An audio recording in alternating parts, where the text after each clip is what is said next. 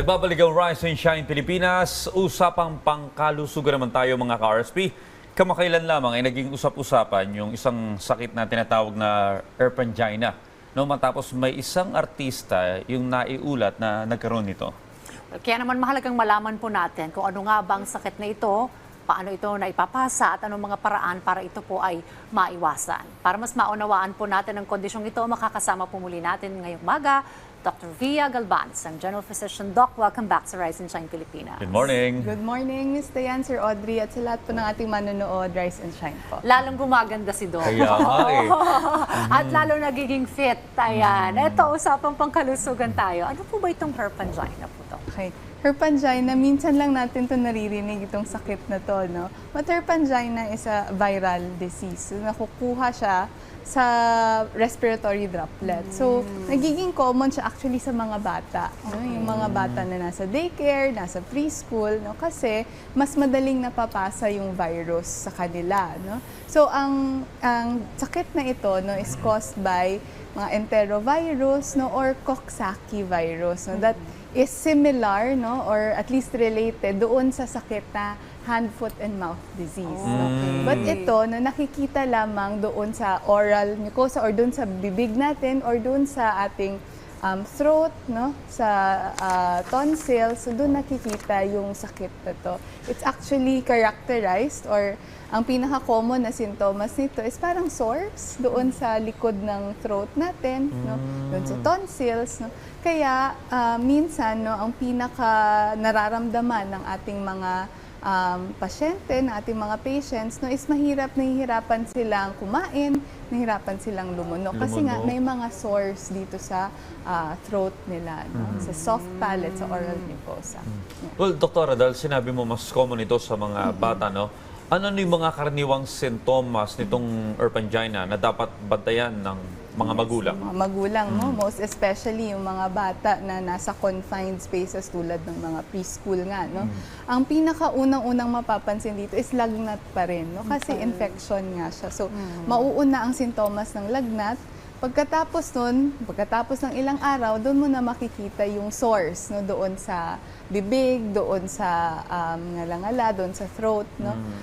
And minsan, no, hindi mo siya agad-agad na makikita hanggat magrereklamo yung bata or yung pasyente na hirap lumunok, no, naglalaway.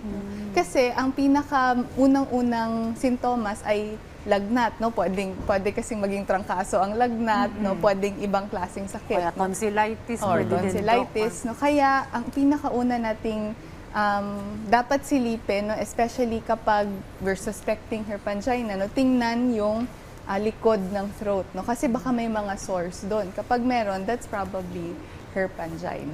Okay. Paano naman po ito nagagamot? Okay. So Erpangina, kasi viral disease siya, no? Symptomatic, meaning minamanage lang natin yung mga sintomas. Kunyari, yung fever, magbibigay tayo ng gamot sa fever.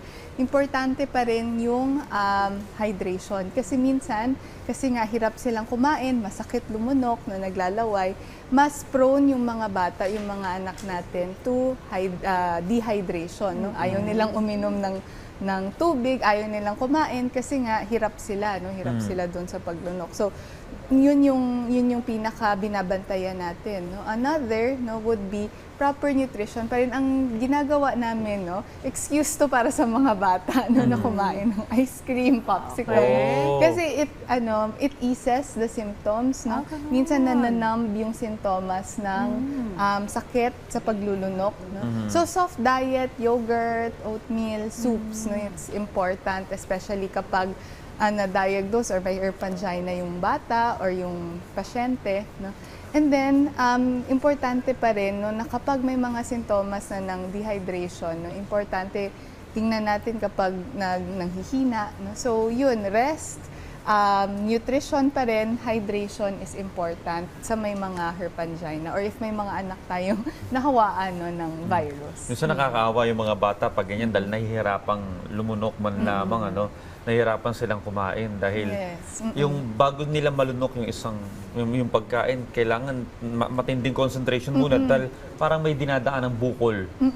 Yun. Or parang may nakabara, or minsan parang hindi, ayaw na nilang kumain kasi nga masakit, no? Pag ang bata nasasaktan. Minsan hindi na nila ginagalaw yung pagkain nila, no? So importante pa rin no, natutok yung mga magulang, no? Okay actually ang cold foods sa mga may herpangina. Okay. Oo. Paano kapag mayroong isa sa classroom na may ganito? Mabilis makahawa, Dok? Yes, oo. Kasi nga, lahat-lahat, kunyari, may mga toys, no? Minsan, itatouch na yung bibig nila, syempre may virus yon. Tapos magtatouch ng toys, no? Or di kaya naman, no, respiratory droplets, no? So yung mga laway, no, mabahing yung kaklase nila, no? Mas madaling makahawa actually, especially sa mga bata. That's why important sa mga ano natin, no, sa mga magulang, sa mga mommies, daddies natin na turuan ng ating mga anak kung paano yung proper hygiene, Okay. proper hand washing pa rin, no? Pero, Kasi yes. Yeah, Doc, pero sinabi mo, no, pangkaraniwan nitong nahawa sa mga bata. Pero yung lumabas kasing balita, sa actress na si Kay Abada, no, hindi naman siya bata. Pwede pa rin tayo makakuha no, ng herpangina kasi mas marunong lang tayo ng hygiene, no? Mas marunong tayong mag-wash ng hands, kaya minsan nahahawa tayo. Or may mga anak tayo na sa ating panatutulog, pwede pa rin tayong mahawa. Common lang siya sa mga bata dahil nga, no? Minsan sila yung nasa closed spaces, no? Hindi sila marunong mag-wash ng hands, no? Hindi sila marunong mag-wash ng kamay, no? Hindi pa ganun kabuo yung habits nila in terms of hygiene. Kaya mas madali silang nadadapuan and mas lower yung immune system nila. But tayo, no, as adults, pwede pa rin tayong makuha, especially kapag may anak tayo na may herpangina. Ayan. Well, maraming salamat sa mga impormasyon yung binahagi niyo po sa amin ngayong umaga, si Doc Via Galban. Thank you for that libreng telemed at konsultasyon ngayong umaga tungkol sa herpangina. Maraming salamat. Doc. Thank you po. Good morning.